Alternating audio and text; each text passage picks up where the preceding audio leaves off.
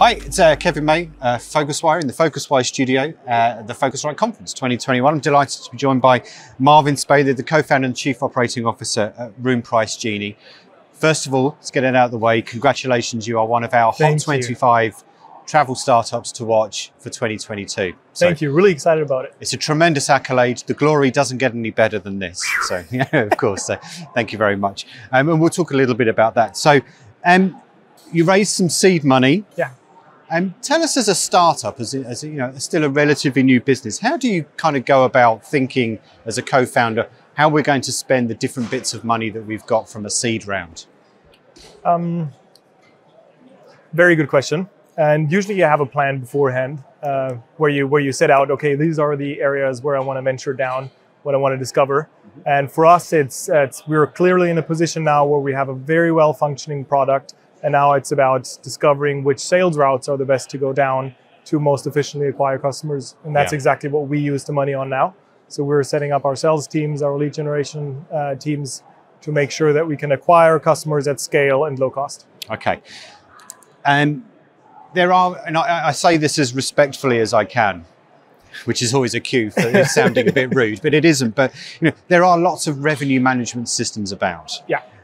How do you, when you are approaching a hotel or a potential customer, how do you go about persuading them that yours is better than somebody else's? I think that's one of the main challenges in the industry, is that this terminology of revenue management system is linked to complexity, is linked to revenue managers, linked to a hotel like this. Yeah. So when I explain what we do, I oftentimes say that we're not a revenue management system. What we do is we automate pricing. So we make data-driven, intelligent pricing possible for your property.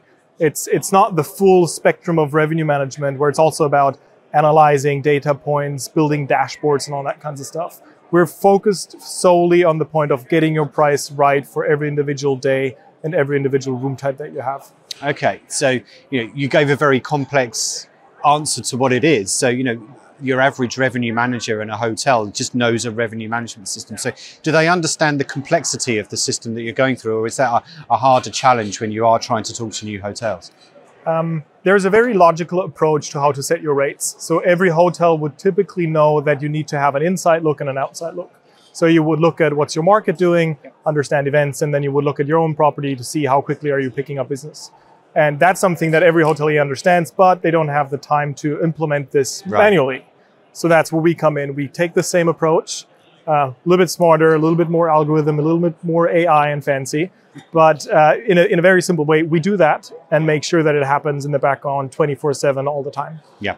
So you've until now you've targeted small and medium-sized hotels, and I'm assuming that will be a strategy that you will continue to do, or is there a temptation once you start to get bigger? Okay, well, let's go after someone that's got 400 hotels rather than small independents? I think the small independent market is the one that is more interesting in the long run. So there are those low-hanging fruits if you now start to compete with other revenue management systems for the bigger players because there are groups. But what's really interesting is this 90% of the market that remains untouched because all solutions out there are just too complicated at the moment. So our job is to make our solution even simpler, make the onboarding experience quicker so that more of those guys can have automated pricing, because those are the people, those are the businesses that are passionately run by owners, and they actually deserve more revenue. They deserve more credit for the work that they put in. And if I can come in and say, I'll make you 20% more revenue and you can improve the business that you're running, you can hire more staff, or you can do whatever you want to with the extra money, then that's more rewarding to us than giving more money to the people that already have a lot of money. Yeah. So the money that you save, it's going back to the core business of a hotel, which is to be hospitable. It's hospitality. Yeah, get it. So some interesting things that you've done over the last year. We're going to go through a couple of them here. And you launched an academy. Yes. Talk to us about that. How does it work? And what's the kind of maybe if there is a longer term goal for that? Yeah. So what we saw is that there is just a lot of knowledge missing in the industry. And that's why the adoption rate of technology to do the pricing is so low. Because oftentimes people don't understand. Most of the independents that run a business, they did never go to hotel school. They never got proper revenue management education. So what we decided to do, what we need to do is have some video content where you can get up to speed. It's not only about revenue management, our academy, it's about managing a hotel in a digital environment entirely. And that's really where there is a massive opportunity for those businesses, but where they are a little bit shy on jumping onto it because it's unknown turf. Right. So like you said, they are hosts. Their passion is around making people feel comfortable when they come in the door and then when they leave. Yeah. That's sort of the spectrum. It's not this before and after that they care about, but that's where they can make extra money. Okay. In your Hot 25 article or your entry in our list this week that's been released today, we asked you what were some of the things that surprised you over the last 18 months. And it was, we found solidarity in tough times. What do you mean by that?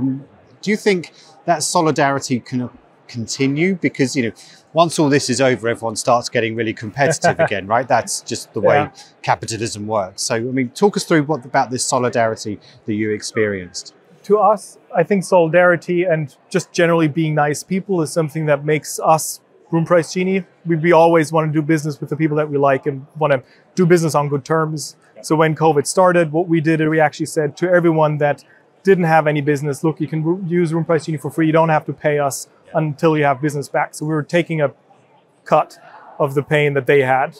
And in the long run, that really helped us because those people are now ambassadors of RoomPriceGenie. They passionately stand behind the brand because they said, those guys helped us in times of need. Now we'll be there for them. And this is just such a comfortable way of doing business with people because it feels more personal, it feels more rewarding, it makes you happy.